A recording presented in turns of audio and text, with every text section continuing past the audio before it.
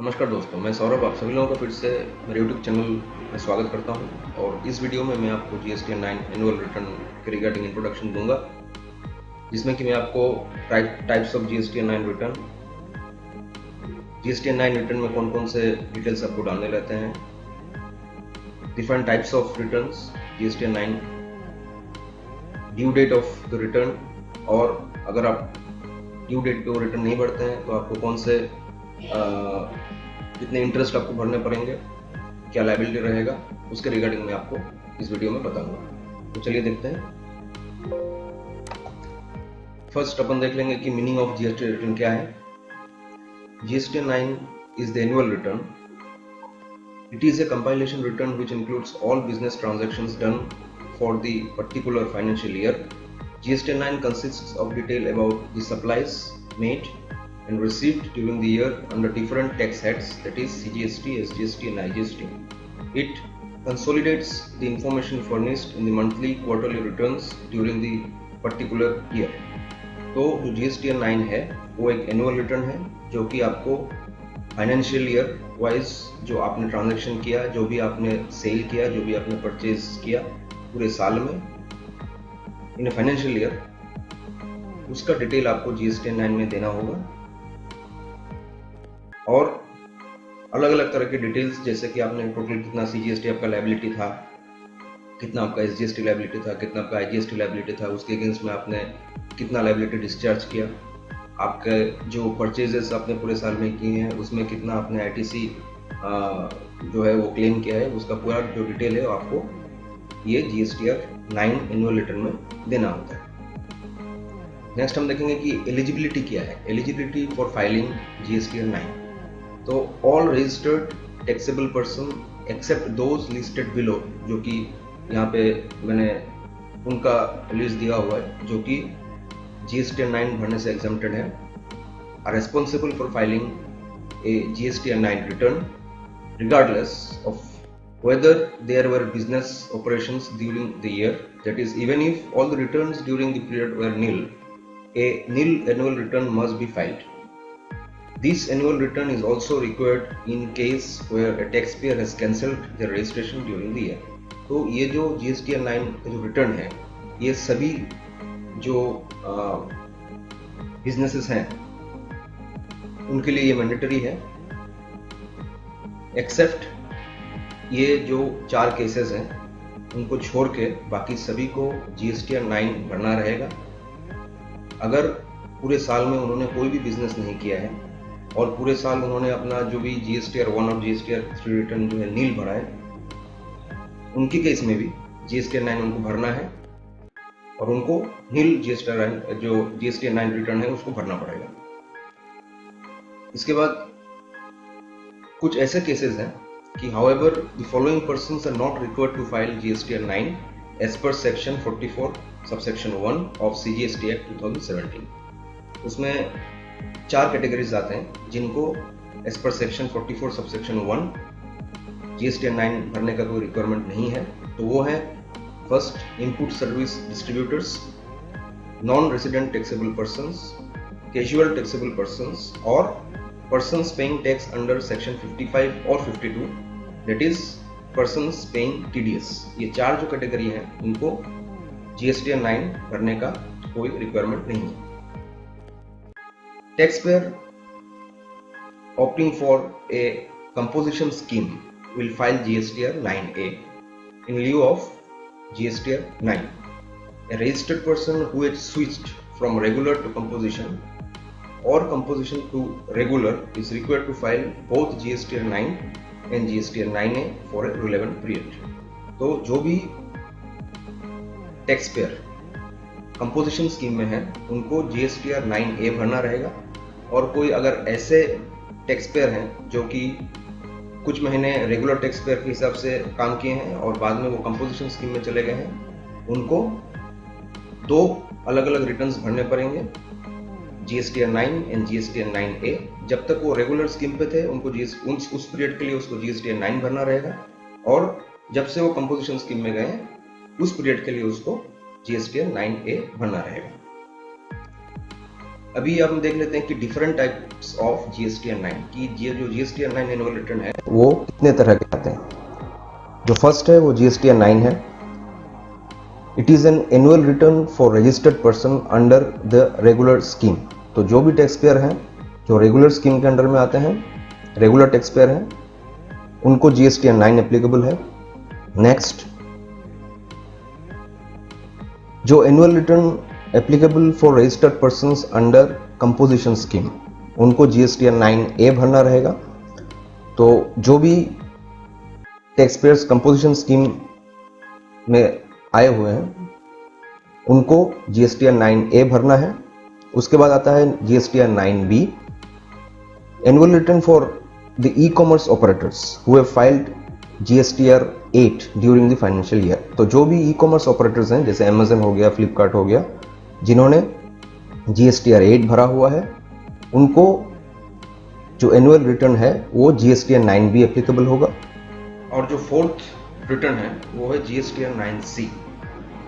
तो ये जो रिटर्न है वो reconciliation from to be certified by CA/CMA for registered person with a turnover of more than 2 crores. All such taxpayers are also required to get their accounts audited and file a copy of audited annual accounts and reconciliation statement of tax already paid and tax payable as per audited accounts along with GSTN 9C. तो जो ये 9C वाले जो return है annual return, वो उनको ही भरने हैं जिनका टर्नओवर मोर देन 2 करोड़ है, और वो रिटर्न जो है वो CA के थ्रू सर्टिफाई होगा, और उस रिटर्न के साथ जो उनका एनुअल ऑडिट रिपोर्ट है वो भी उनको फाइल करना रहेगा। तो 9C जो है वो सभी रजिस्टर्ड टैक्स पेयर जिनका टर्नओवर मोर देन 2 करोड़ है उनको अपने CA के थ्रू उसको फाइल करना रहेगा, और उसके साथ उनको एक रिकॉन्सिलेशन स्टेटमेंट और ऑडिटेड अकाउंट्स भी GSTN 9C में अपलोड करना रहेगा। तो ये जो है ये 4 तरह के GSTN 9 है। इसके बाद हम देख लेते हैं कि details to be filed in GSTN 9। तो जो GSTN 9 है, जो मेन रिटर्न है रेगुलर टैक्स पेयर्स के लिए, उसमें कौन कौन से डिटेल्स पार्ट वाइज आपको डालने पड़ेंगे। उसमें जो फर्स्ट पार्ट रहेगा उसमें details of the tax payer are required, this details will be auto populated. तो जो पार्ट 1 रहेगा GSTN 9 का, उसमें जो टैक्स पेयर GSTN 9 भर रहा है उसका डिटेल ऑटोमेटिकली सिस्टम से ऑटो पॉपुलेटेड होके पार्ट 1 में आएगा। फिर आएगा पार्ट 2। पार्ट 2 में रहेगा outward and inward supplies details declared during the financial year for which the return is being filed. This detail must be picked up by consolidating summary from all GST returns filed in previous financial year। तो जो part 2 रहेगा GSTN 9 में, उसमें outward और inward supplies जो भी आपने पूरे फाइनेंशियल ईयर में किया है उसका डिटेल आपको इसमें डालना रहेगा। पार्ट 3 जो है उसमें डिटेल्स ऑफ ITC, जो ITC है आपका, details of ITC declared in returns filed during the financial year, the summarised value will be picked up from all the returns of GST filed in the previous financial year। तो जो part 3 है उसमें आपने जो भी ITC declare किया अपने GSTR 3 में, वो टोटल करके आपको समराइज्ड जो वैल्यू होगा वो आपको पार्ट 3 में डालना रहेगा। फिर आएगा आपका पार्ट 4, उसमें रहेगा कि information of tax paid as declared in return filed during the financial year. तो जो पार्ट 4 रहेगा उसमें आपको अपने जो भी लास्ट फाइनेंशियल ईयर में जो भी टैक्स आपने भरा है उसका डिटेल रहेगा। फिर जो नेक्स्ट पार्ट आएगा वो आएगा पार्ट 5। इसमें ऐसा रहेगा कि particulars of the transaction of the previous financial year declared in return of April to September of the current financial year और next financial year up to the date of filing of GSTN 9 of previous financial year, whichever is earlier. So the summary of amendment or omissions entries belonging to previous financial year but reported in current financial year would be segregated and declared in this part। तो जो भी आपके amendments हैं, जो भी आपके omissions हैं, जो भी आपने delete किया हो या आपने include किया हो, amendment किया हो, addition किया हो, pertaining to the return you are filing, that is for the financial year 17-18, जो कि आपने डिक्लेयर किया है दिस फाइनेंशियल ईयर में, उसका डिटेल रहेगा। पूरा का पूरा जो भी आपने अमेंडमेंट्स वगैरह किए हुए हैं वो उसका पूरा का पूरा जो डिटेल रहेगा वो इस पार्ट में रहेगा।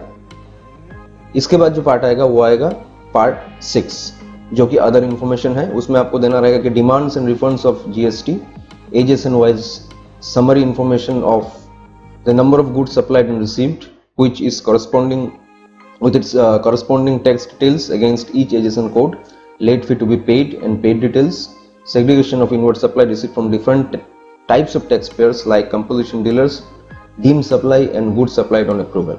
तो ये जो पार्ट 6 है उसमें जो अदर इंफॉर्मेशन है, जिस तरह से कि आपका डिमांड्स निकले हुए हैं, जो रिफंड्स आपको इश्यूज हुए हैं, आपको रिफंड मिले हुए हैं, इसके अलावा जो भी एजेसन समरी रहेगा आपका इनवर्ड और आउटवर्ड का एजेसन वाइज, और एजेसन वाइज जो टैक्स वाइज जो भी रहेगा वो पूरा का पूरा डिटेल आपको इस सेक्शन 6 में देना रहेगा। नेक्स्ट हम देखते हैं कि due dates for filing GST 9।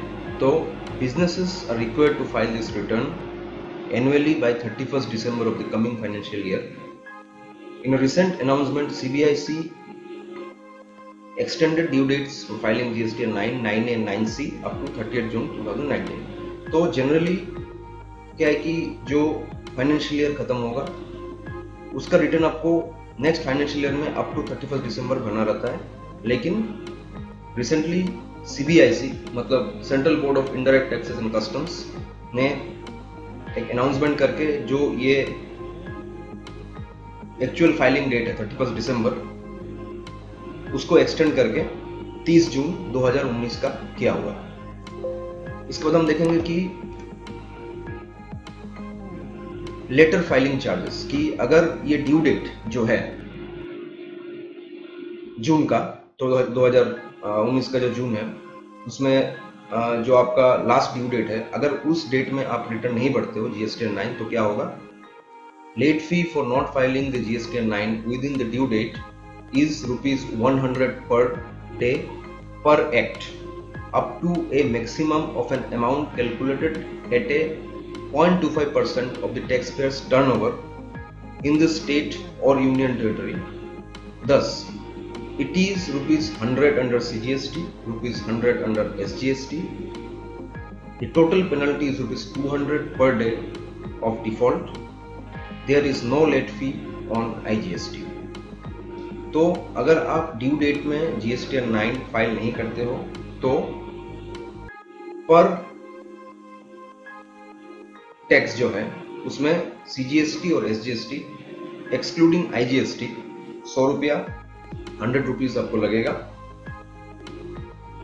जो है आपका पर डे के हिसाब से लगेगा, मतलब पर डे आपको ₹200 लगेगा। टू ए मैक्सिमम, मतलब मैक्सिमम लिमिट रहेगा आपका जो टर्नओवर होगा टोटल साल का, जिस पीरियड के लिए आप एनुअल रिटर्न फाइल कर रहे हो, वो पूरे टर्नओवर का 0.25% जो भी अमाउंट होगा वो मैक्सिमम अमाउंट होगा, और मिनिमम जो है वो ₹200 पर डे लगेगा। तो फॉर एग्जांपल अगर आपका 1 करोड़ का आप पकड़िए कि आपका टर्नओवर है, तो उसका 0.25% जो है आपको ₹25,000 जो है वो मैक्सिमम आपका late filing fee of GST 9 रहेगा। तो ये जो है आपका GST 9 से रिलेटेड जो इंट्रोडक्शन है कि कितने तरह के GST 9 होते हैं, किसको किसको भरने रहते हैं, लेट फी क्या है और ड्यू डेट क्या है, इसके बारे में मैंने आपको बताया। और आने वाले वीडियोस में मैं आपको अलग अलग यूटिलिटीज जो भी अभी रिलीज हुए हैं, GST 9C और GST 9B का यूटिलिटी अभी रिसेंटली जो है पोर्टल में रिलीज हुआ है, एक्सेल यूटिलिटी, उसके बारे में आपको मैं समझाऊंगा। Frequent ask questions regarding GST 9 और भी बहुत सारे चीज GST 9 से रिलेटेड, रिकॉन्सिलेशन टूल्स, किस तरह से आपको रिकॉन्सिलेशन करना है आपका बुक्स ऑफ अकाउंट्स के साथ, आपके जो पोर्टल में डाटा है जो आपने रिटर्न फाइल किया है उसके रिगार्डिंग आपको किस तरह से रिकॉन्सिलेशन करना रहेगा, उसके बारे में मैं आपको बताऊंगा आने वाले वीडियोस में। तो अगर आप सभी को मेरे यूट्यूब वीडियो पसंद है तो काइंडली लाइक कीजिए, शेयर कीजिए, सब्सक्राइब कीजिए। Thank you.